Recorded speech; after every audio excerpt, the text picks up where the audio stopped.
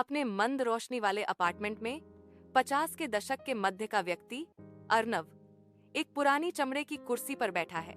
उसकी आंखों में एक अजीब सी चमक है। उसकी उंगलियां एक गिलास के किनारे को छूती हैं। चिंतन का एक मौन अनुष्ठान। जैसे ही वह बोलता है, उसकी आवाज गहरे दुख से भरी हुई है। अनकही भावनाओं से हवा घनी हो जाती है। उसकी नजरें एक दर्दनाक याद में खोई हुई हैं। दुख से भरी उसकी आवाज शांत कमरे में गूंजती है। वह लड़की मेरी बेटी की उम्र की थी। अपने कार्यालय की नीरस दिनचर्या में खोया हुआ अर्नव कागजों के ढेर के बीच बैठा है। उसकी आंखों में ऊब का भाव स्पष्ट दिख रहा है। ऑफिस का दरवाजा एक निर्णायक धक्के के साथ खुलता है, जिससे सिया, एक जीवंत इंटर्न, अंदर आती है। उसकी उपस्थिति कमरे की शांति के बिल्कुल विपरीत है। सिया अंदर आती है। उसकी युवा ऊर्जा आत्मविश्वास बिखेर रही है। उसके होंठों पर एक दृढ़ मुस्कान है।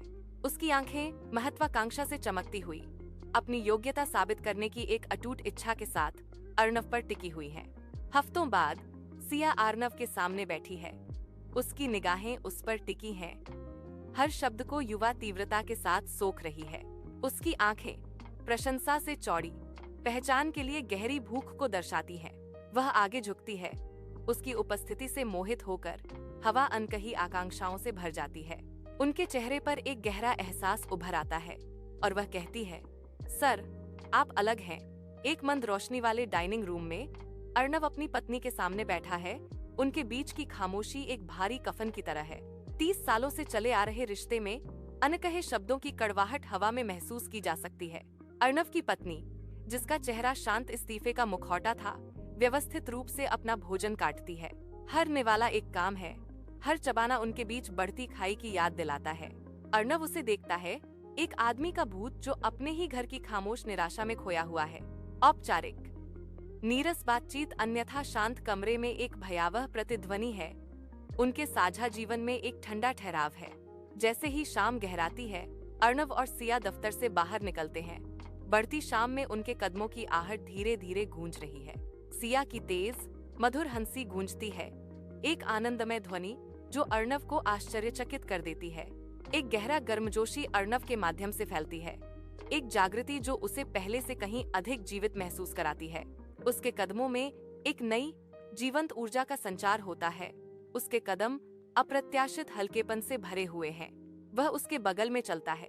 उसके होठों पर एक हल्की मुस्कान है। वह इस पल से पूरी तरह मंत्रमुग्ध है। अर्नव अपनी डेस्क पर बैठ जाता है। उसका चेहरा गहरे विचारों में डूबा हुआ है, सिया के गूंजते शब्दों में खोया हुआ है। उसके शब्द, तुम अलग हो, उसके मन में बार बार गूंजते हैं, एक शक्तिशाली मंत्र जो उसके अस्तित्व को आकार देता है। वह अपने भीतर एक सूक्ष्म लेकिन अकाट्य बदलाव महसूस करता है। एक कायापलट हो रहा है। उसकी आंखों में एक नया आत्मविश्वास खिल उठता है, जो उसे उसकी धारणा से गहरे रूप से बदले हुए व्यक्ति में बदल देता है। एक फ्लैशबैक में रिया अपने बिस्तर पर बैठी है, एक बेडसाइड लैंप की नरम चमक में नहा रही है। चारों ओर बिखरी हुई तस्वीरें हैं। वह हर पुरानी तस्वीर उठाती है। उसकी निगाहें अपने बचपन की छवियों पर टिकी हैं। उसके चेहरे पर एक उदास अभिव्यक्ति है। हर तस्वीर में उसके पिता दूर दिखते हैं। उनका ध्यान हमेशा कहीं और होता है। उसके प्रारंभिक वर्षों में एक स्पष्ट अनुपस्थिति। रिया के हाव भाव में एक खालीपन भर जाता है, जो पितृत्व संबंध के लिए गहरी लालसा को दर्शाता है। वह पितृत्व, सुरक्षा और मर्दाना आकर्षण के एक जटिल मिश्रण को महसूस करती है। उसके विचार अर्नव सर से घिरे हुए हैं। रात की मंद रोशनी में नहाए एक गुप्त अपार्टमेंट में रिया उत्सुकता और हिचकिचाहट के नाजुक मिश्रण के साथ पहुंचती है। वह रुक जाती है। उसके भीतर एक खामोश लड़ाई चल रही होती है, क्योंकि वह नियंत्रण और इच्छा के अदृश्य धागों से जूझ रही होती है। अपनी आंतरिक उथल पुथल के बावजूद रिया की आंखों में एक सूक्ष्म अवज्ञा चमकती है, जो उसके अपने भाग्य पर नियंत्रण का एक भ्रम है। वह आगे बढ़ती है, गुप्त मुठभेड़ में अनिवार्य रूप से खिंची चली जाती है। अपने आत्म अधिकार के प्रति आश्वस्त है। मंद रोशनी वाले गुप्त फ्लैट में एक गहरा सन्नाटा छाया हुआ है, लगभग दम घोंटने वाला। रिया खड़ी है। उसके कंधे सूक्ष्मता से तनावग्रस्त हैं, जो एक आंतरिक संघर्ष का एक मौन प्रमाण है। उसके चेहरे पर भ्रम और नियंत्रण में एक भयंकर आत्म भ्रामक विश्वास का एक जटिल मिश्रण है। अर्नव उसे देखता है, एक खामोश गतिहीन पर्यवेक्षक, उसकी निगाहें मुखौटे को भेदती हुई। अनजान रिया एक भावनात्मक जाल में गहराई तक उतर जाती है, जो चौकस आंखों को स्पष्ट रूप से दिखाई देता है। अर्नव के लिविंग रूम में हवा असहनीय तनाव से भरी हुई है, जो घनी और दम घोंटने वाली है। अर्नव और उसकी पत्नी दृढ़ता से खड़े हैं, उनके चेहरों पर गहरी भावनाएं अंकित हैं। उनकी आवाजें शांत दीवारों से गूंज रही हैं। उसके अफेयर का विनाशकारी सच उनके बीच लटका हुआ है, एक खाई जो उनके साझा अतीत को निगल जाती है। 30 साल की शादी उनकी आंखों के सामने बिखर जाती है, एक ही चौंकाने वाले खुलासे से धूल में मिल जाती है। एक निष्फल अदालत कक्ष में कठोर रोशनी अर्नव और उसकी पत्नी पर एक ठंडी चमक डालती है, क्योंकि वे एक दूसरे के सामने खड़े होते हैं। उनके चेहरे निराशा से भरे हुए हैं। एक कलम, अंतिम संस्कार का प्रतीक, तलाक के कागजात के ऊपर मंडरा रही है, जो 30 साल के साझा जीवन को तोड़ने के लिए तैयार है।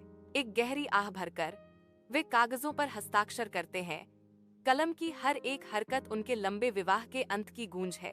उनके चेहरे पीले और उदास एक ऐसे प्रेम की गहरी थकावट और दुख को दर्शाते हैं, जो अपरिवर्तनीय रूप से खो गया है। एक सादे से दफ्तर में रिया की आंखें चमक उठती हैं, जो उसके भीतर उमड़ते आंसुओं के तूफान को बयां करती हैं। जब वह डेस्क पर इस्तीफे का पत्र रखती है, कुरकुरा सफेद कागज उसके टूटे हुए सपनों के विपरीत उसकी कभी जीवंत महत्वाकांक्षाओं के अंत का प्रतीक है। भारी मन से वह डेस्क से मुड़ती है। उसका मौन प्रस्थान उसके भविष्य की अनिश्चितता को दर्शाता है। वह अपने अतीत के टूटे हुए अवशेषों को पीछे छोड़कर एक अज्ञात और कठिन कल में कदम रखते हुए कार्यालय से बाहर निकलती है। रिया एक थेरेपिस्ट के सामने बैठी है। उसके चेहरे पर दर्द और आशा दोनों की छाया है। वह अपनी बिखरी हुई भावनाओं को शब्दों में पिरोने की कोशिश कर रही है। उसकी आंखें दूर कहीं टिकी हैं। एक गहरी सांस, फिर एक और, जैसे वह अपने अंदर के तूफान को शांत करने का प्रयास कर रही हो। थेरेपी रूम की शांति में रिया अपने टूटे हुए टुकड़ों को जोड़ने के लिए संघर्ष कर रही है। अपने अंधेरे अपार्टमेंट में अर्नव अकेला बैठा है। एक टेबल लैंप की हल्की चमक उसके चेहरे को मुश्किल से रोशन कर रही है। कमरा घने अंधेरे में डूबा हुआ है, जो रात के आगोश का एक खामोश प्रमाण है। केवल छोटा दीपक ही प्रकाश का एक नाजुक वृत्त बनाता है, जो उसकी भौहों की गहरी रेखाओं को उजागर करता है। उसकी आंखें छायादार और दूर एक भयावह अतीत की अनसुनी गूंज में खो गई हैं। वह एक अकेला व्यक्ति है, यादों के सागर में बह रहा है। वर्तमान एक भूले हुए कल में फीका पड़ रहा है। रिया थेरेपिस्ट के सामने बैठी है। उसकी आवाज में अब थोड़ी स्पष्टता और समझदारी है। वह अपने विचारों को ध्यान से व्यक्त करती है। यह सिर्फ उम्र का अंतर नहीं था। रिया की आवाज में गहन पीड़ा और स्वीकार्यता है। यह एक भावनात्मक जाल था, वह कहती है। उसकी आंखें एक दूर की याद में खोई हुई हैं। अपने धुंधले अपार्टमेंट में अर्नव बैठा रहता है। उसकी कभी चमकती आंखें अब गहरे दुख से घिरी हुई हैं। वह अपने खाली गिलास में घूरता है, एक शून्य जो उसके अपने जीवन के खालीपन को दर्शाता है। उसे एक भयावह एहसास होता है। असली जाल भावनात्मक निर्भरता थी। यह कपटी निर्भरता उसे और रिया दोनों को खा गई, अपने पीछे केवल वीरानगी छोड़ गई।